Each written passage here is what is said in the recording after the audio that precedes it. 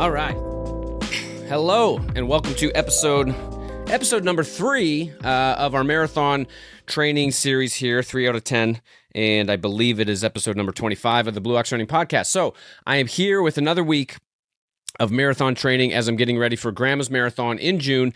Let me just remind us kind of where we're at in the cycle. I hope this is helpful for you, and I will get into today. Our main principle is going to be micro and macro cycles, which is basically a fancy way of saying daily and weekly planning. How do you take your big plan and chop it up into what you're going to do today? That's what we're going to be talking about today. And as always, I get into my plan and my progress and some personal contributors that are, always floating around the fringes of our training is us as a person. We're people, and so we're not professional athletes, and that's kind of the plan here today. I'm going to go through the main principle here and then give you an update on the plan, progress, and something personal that's going on with me. So as we get into micro and macro cycles, the main topic for today is how the heck do we chop up all this mileage that we think of? Because remember, I think I gave you like a 24-week overview of what we're doing. I'm flipping through my notes here, and the way that we set it up was like this.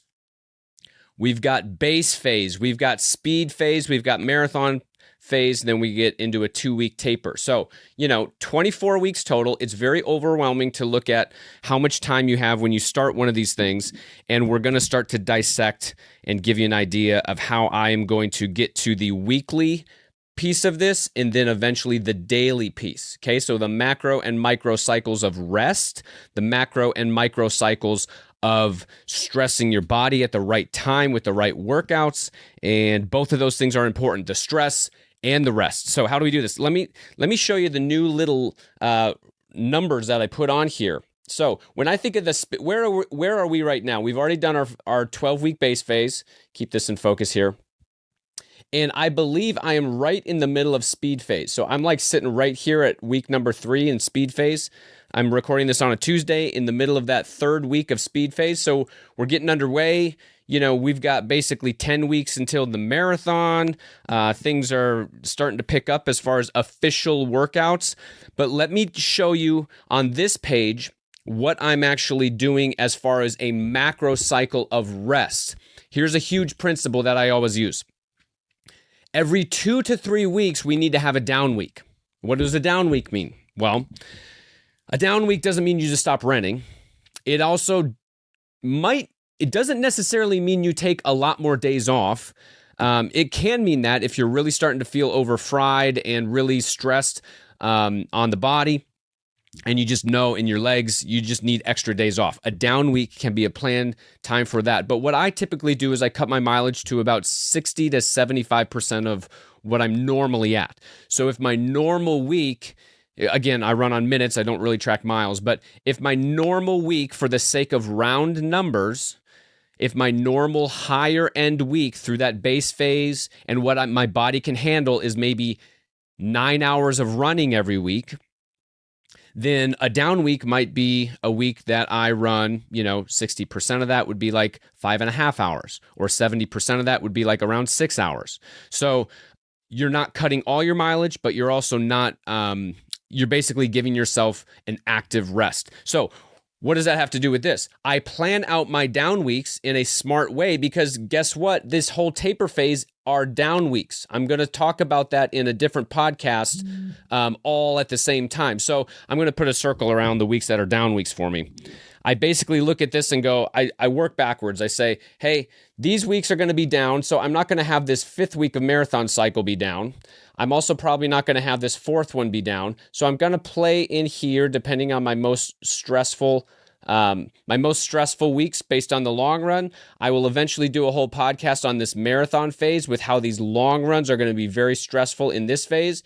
But what I looked at was I kind of decided on things are going well. So I'm putting in 3 big weeks here in speed phase, and then I'm going to take that 4th week down. And then I'm going to do, I think, 2 or 3 more. I think just 2 more. Because once we start getting into this marathon phase, This starts to get really stressful with more volume on our workout days. You're doing longer workouts. And so I think I'm finishing up speed phase here, and I'm doing one here. And then I believe I'm taking week number 2 for the marathon phase down.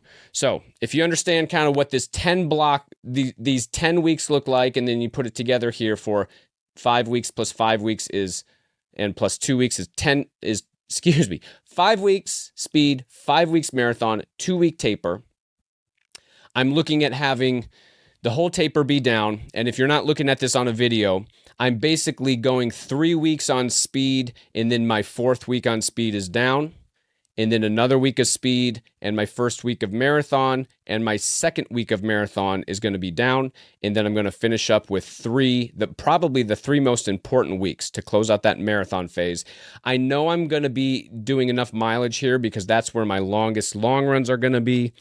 I'll talk a little bit about that last week in marathon phase, how that feels a little different because then you're 2 weeks out. Macro all that to say, I've got my planned down weeks. And from here, I can now take that macro view of my whole, this is macro rest view. What full weeks am I looking at having a little bit easier time on my mileage? I will still do workouts, but they won't be quite as intense. I won't put quite as much pressure on myself to hit a full workout. Again, 60 to 70% on everything. We're going to come back down to this. And then the real, where the rubber really hits the road, literally where your shoes hit the pavement, is what you do every single day. So let me show you this and kind of how I think of this on a weekly level. So here's another level down. We've talked about the whole cycle, 24 weeks. I've chopped that into 4 phases: base phase, speed phase, marathon phase, taper phase. Then I take each of those phases and I go, okay, within those, when do I need to rest a little bit? Where are my strategic areas, my strategic weeks to rest? And by the way, side note, don't think that you need to be a robot and go 3 weeks on, 1 week off, 3 weeks on, 1 week off. Like, you don't need to perfectly plan these. I gave you a rough estimate of where I think my rest weeks will be. But this is a huge tip that I've learned the hard way. Don't force your rest weeks and your most stressful weeks based on what you kind of planned 6 months ago. So as you walk through your marathon training, things are going to come up. There's a human side of you that says, I just dealt with something really personal. I didn't get enough sleep this week. For you college students, like training for a half marathon or putting stuff together, or maybe you're not a college student and you're going back to school and you have a finals week and you're juggling a job and this 1 week just gets really crazy. Maybe it's a vacation week. Maybe you have to travel more for your job on a certain week. Try to work around those to have those be maybe your down weeks, because then you don't have to do every workout perfect. You don't have to do all your mileage perfect or have the stress and the kind of the expectation that you think you do.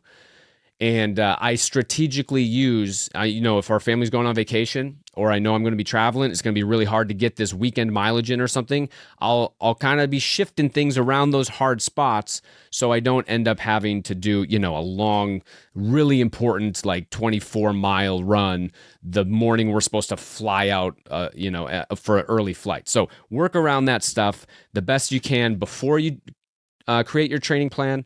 And then as you walk through your training plan, be flexible with it. I have certainly flip-flopped a down week and an up week based on what my body needed.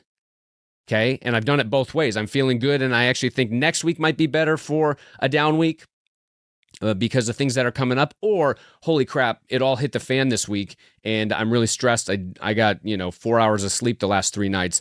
I'm in no position to have a full training load, and so or something happened at the business, something came up personally, the kids, whatever.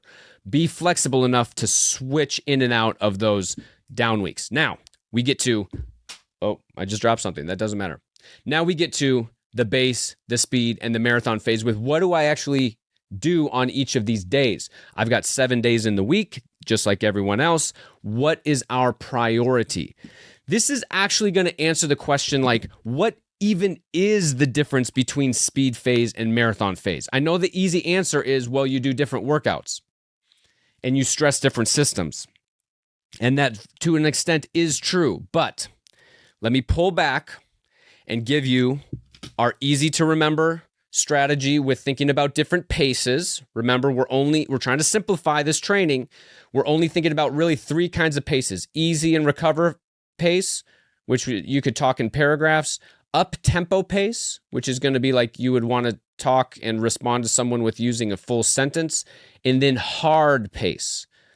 That'd be 1 to 2 word answers where you're really pushing hard. So my philosophy on this is you actually shouldn't neglect. You should always be doing some of these paces in every phase. Now, that sounds like I'm just saying we don't have different phases. Here's the difference. In base phase, the most important thing to do is protect your easy and good recovery runs. And I'm just going to barely sprinkle in a little bit of up-tempo stuff. In speed phase, the most important workout, I should say, is the hard one. In the speed phase, I'm going to prioritize my hard workouts. In the marathon phase, I'm going to shift that, and listen to this word again. This is an important word. I'm going to emphasize or prioritize that up-tempo pace or that up-tempo workout. Okay? So I'm not neglecting and going cold turkey on saying, oh, up-tempo doesn't matter during speed phase and hard only matters during speed phase. And then I just like get rid of all that. And during the marathon phase, I say, well, up-tempo only matters and the hard stuff doesn't matter at all. No. It's about priority. It's about emphasizing I'm touching basically all of these different paces somewhere in my week. It's just during a different phase, it's more important, which the whole reason I'm talking about importance and priority is that's where it shows up in my weekly schedule.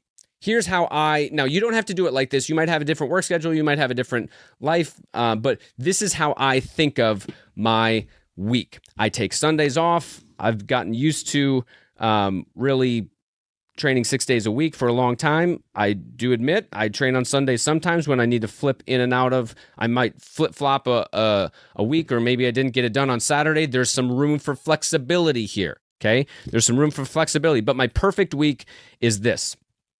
I am going to prioritize the most important work of my whole week on a Wednesday. And then my long run is on Saturday. Okay, if you ask me what's the 2 most important runs of the whole week, I'd say Wednesday and Saturday. Saturday is always my long run. And we'll get into how I treat that long run. That doesn't always mean I go long and slow, but Wednesday is my most important my most important workout, and Saturday is long, okay? What does that mean for Monday, Tuesday, Thursday, and Friday? Monday, I will do a secondary possible sprinkling of a workout that's not as important as Wednesday, and some people call this SOS. It just stands for something of substance. It just feels like you got to do something. I'll do that on Monday. It's kind of, I might also call it a half workout or a sprinkling of a workout. And it's usually always stuff that I'm doing within the run itself. I don't really take different shoes. I'm not warming up with drills in the same way. I'm just doing some kind of something if I feel decent on Monday. And then on Wednesday is my key workout for the whole week. That's the most important one I want to protect. And then I go long on Saturday. That is also a very important day that I need to protect. The rest of it, Tuesday, Thursday, Friday, recovery and filler, especially Tuesday and especially Thursday. Why? Because those come the days after the important workouts. I would say especially Thursday. Thursday is the day I'm coming off of my most important, hardest work of the whole week. And I might even cross-train that day. You might not even run on Thursday in my schedule. Okay, so Tuesday can be kind of a filler, cruise run, easy still. Friday can be cruise run, easy still. I'm able to talk the whole way. I might be doing some strides at the end of those runs, but nothing official. And then Sunday is a day off after my long day. Maybe I'll go biking with my kids. Maybe I won't. Maybe I'll go for a walk. Maybe I won't. I'll try not to just lay around all day Sunday and let my legs cramp up. But all that whole day off feels nice and good after the long run on Saturday. Okay? So let me show you what this means when I actually fill this in. During my base phase, I'm really, I don't know, like filling, everything is just a little bit slower. I'm just building my mileage. Remember, the goal for base phase is to build your mileage. So the most important day is going to be that long run day. And then I might do something random on Wednesday just to get the heart rate up. I've already shared in my previous episode. Go back to episode number 2 about some base phase random workouts. I call them half workouts. I call them fake workouts. It's just a sprinkling of something. During my speed phase, I'm going hard. I'm going hard on Wednesday for sure.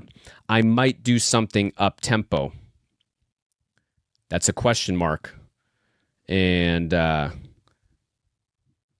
And then I'm going about 2-hour long run on Saturday. So I got that on the screen for those of you on the video. I'm going hard on Wednesday. I'm doing something maybe up tempo on Monday, maybe, and then 2-hour long run on Saturday.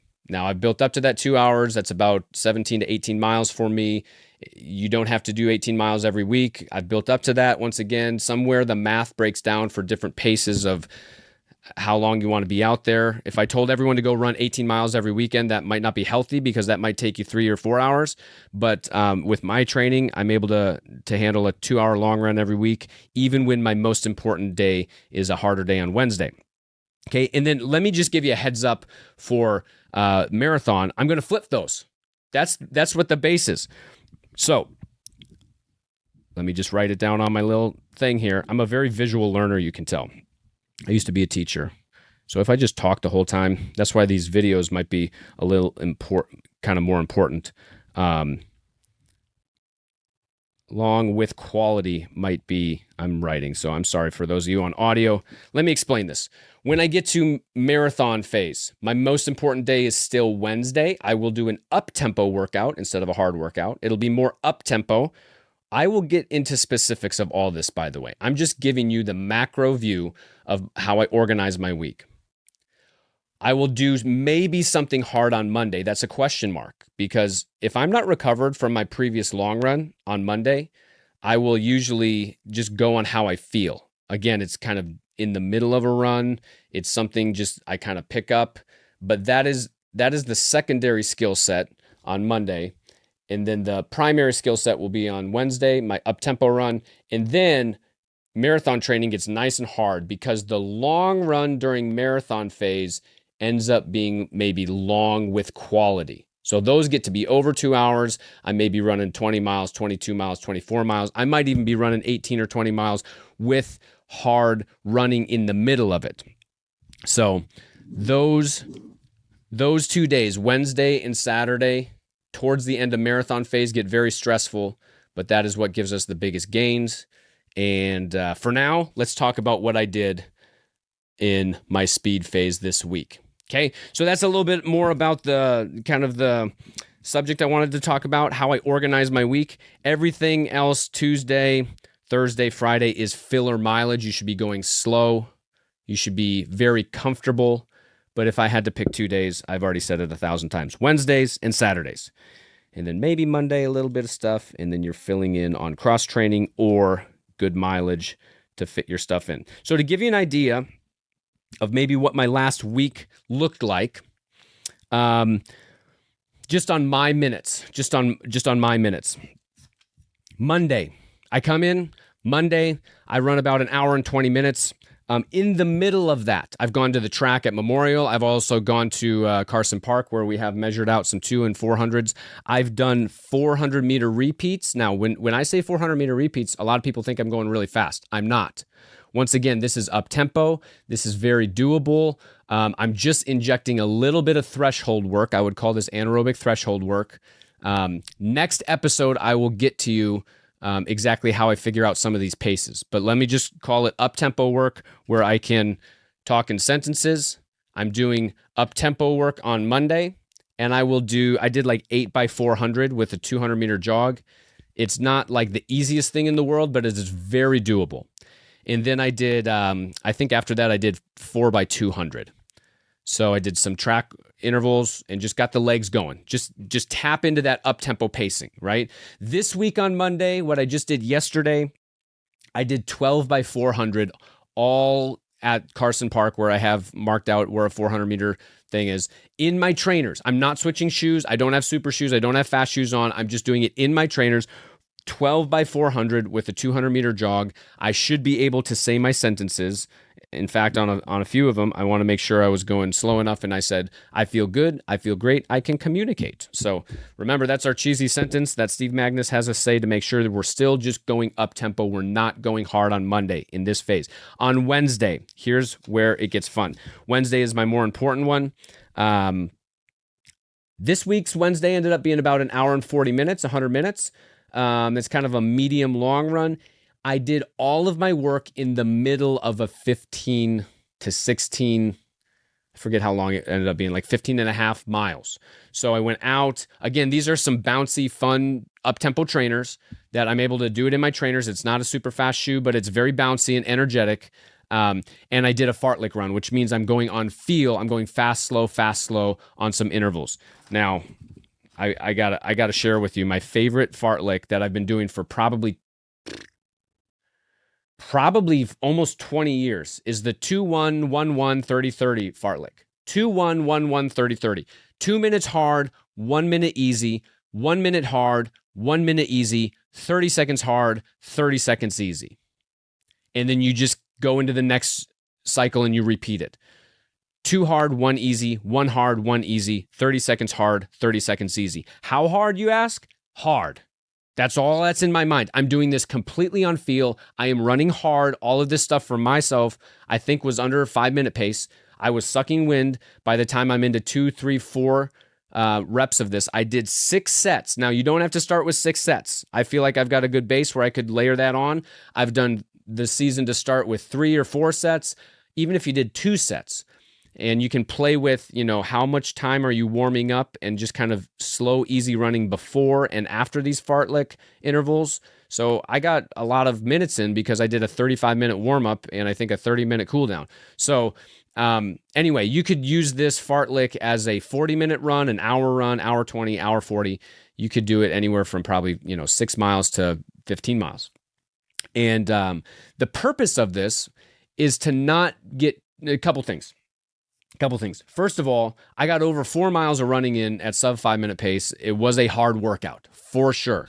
I am testing that VO2 max zone. I'm working hard. And the other thing that it's, besides just like running hard, it gets me back into those paces.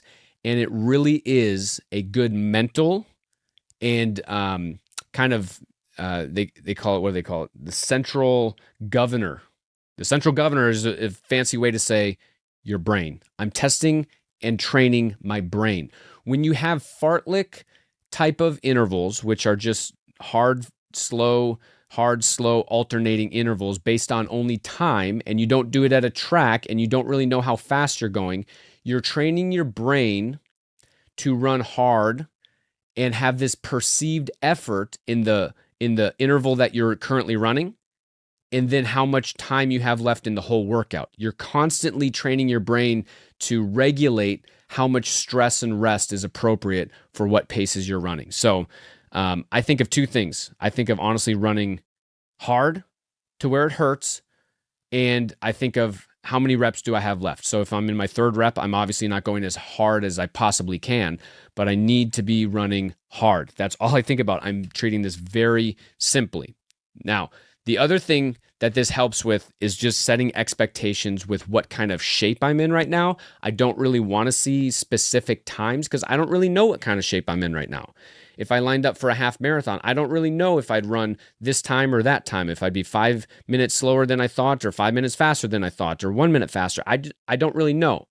So running on feel and running on time for me in the first few official workouts is really helpful. Remember, I think I already shared, the first time I did kind of an 800 meter workout, I went to a hill and I ran uphill hard for like 3 minutes. And that's just a very ambiguous, hard effort going uphill where I don't still really know what shape I'm in. Next week, I'll probably put in some official 800s on the track and I'll start to kind of gauge, what kind of shape I'm in. But these first couple weeks in the speed phase, I want to do fartlek running and I want to do some hill running and I want to feel it out because I know I'm putting in the work. I know I'm doing good.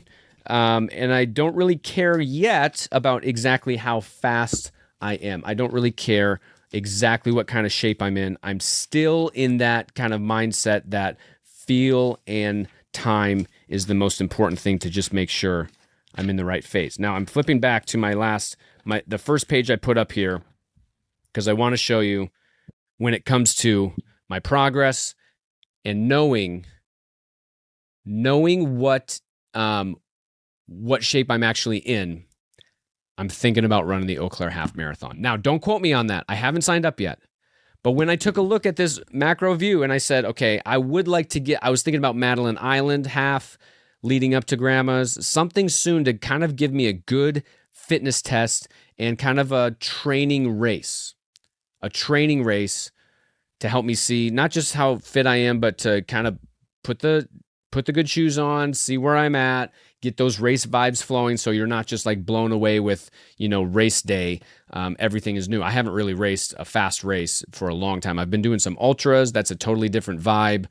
I feel like mentally I need to push pretty hard and get back into the race game here. And I was looking at, okay, when are my down weeks? This just happened to be, we're right in here somewhere.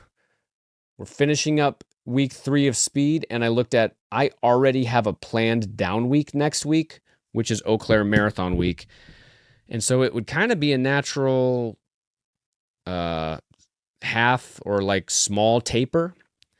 And I'm really looking at maybe doing it. The reason I normally don't do Eau Claire Marathon as like my A race is because we have a huge work week. Maybe my legs would be tired.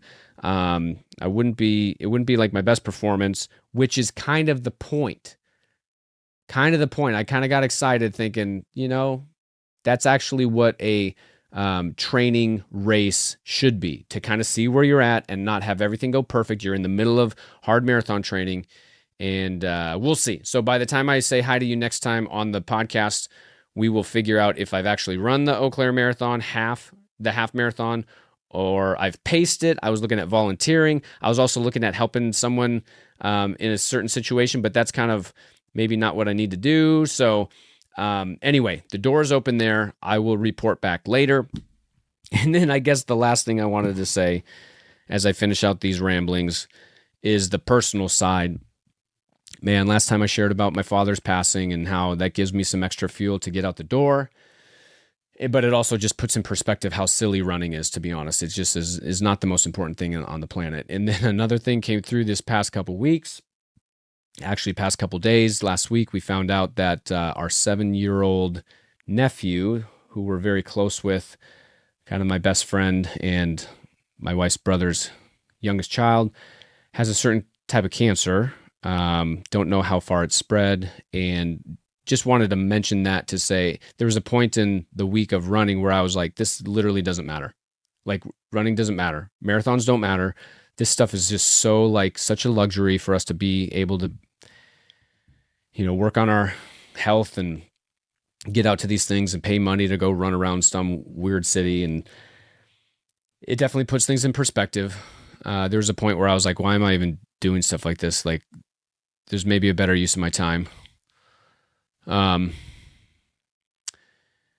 then you get to a point where I even had like a really hard conversation and like a really big argument with my wife, and I stepped out the door and decompressed on a run. And I was like, man, this is certainly a helpful part of my life when it comes to stress and clearing my mind, thinking straight and not being overly emotional, which I typically am. And so anyway, I just wanted to mention those two things, that like the purpose of this training block is not to run my fastest marathon ever. The purpose is to kind of share my wealth of knowledge with this training stuff with you guys, but also just getting out the door, having things be regular, having a time of prayer, having a time of decompression, having a time in the week where you push hard and it hurts your lungs and your legs. There is something about pushing through really freaking hard things that we need to be able to be better at. Our American culture says comfort is king, and I just completely disagree with that. And so marathon training can be a way that we kind of push back on that narrative. It's marathon running and training and running in general. It just is not very important in one sense, but in other ways, I still hold it in my life as a place where we can learn things about learn about the important things and practice suffering and practice good rituals and practices. So all that to say, don't make running your life, but also hold it in the right place. I love you guys. Have a great week. I will report back after Eau Claire Marathon Week. Fast. Or slow.